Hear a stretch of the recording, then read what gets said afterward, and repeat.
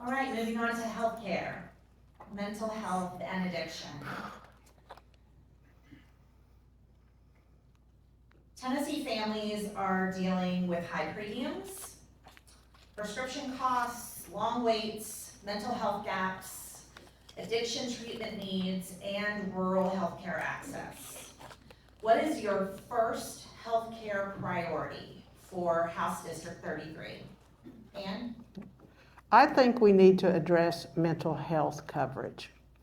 I was having a conversation with my neighbor across the street. He pays $800 a month for himself for insurance, and mental health is not included.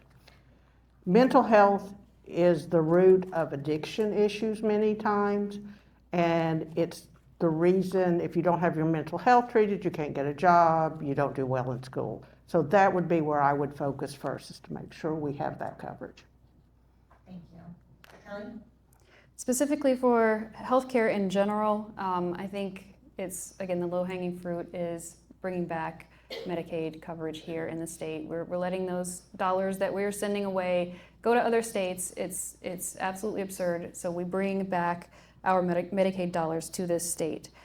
And we also need to focus on making sure that we're not treating mental health as criminal. We need to start understanding that people who have mental health struggles are, again, it's not a personal failing. Addiction, it's not a personal failing. And we need to build the capacity to take care of those people. So right now, we have jails that serve as our primary mental health facilities. And this is a problem for the whole community. When you have a crisis, you shouldn't end up in a jail cell, and you especially don't need a criminal record to go along with it. It's not going to help you recover. So I think bringing back Medicaid and expanding capacity. Thank you, Kelly. A follow-up for you. How do you bring back Medicaid when you have a governor in office that is vehemently against bringing back Medicaid and supporting the families that need it? Yeah, I think you can, again, it's a game of public perception, right? We have to sell this story of people hate paying taxes.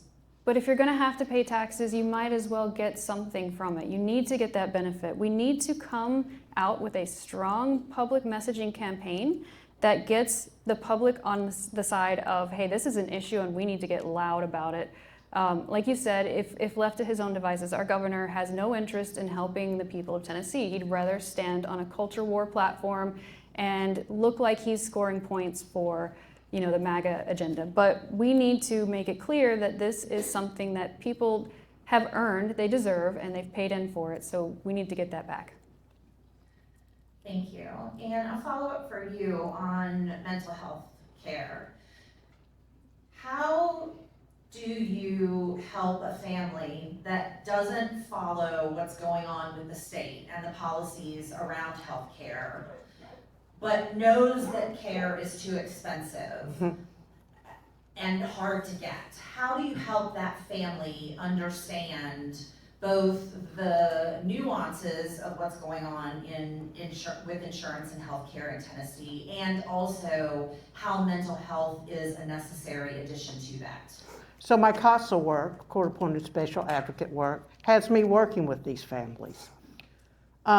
First of all, you make sure for the short term, because a bill's not going to get passed tomorrow, that they know where the community resources are they can go to get help.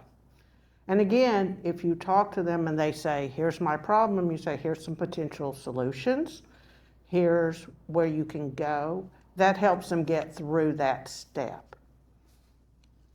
Great, thank you.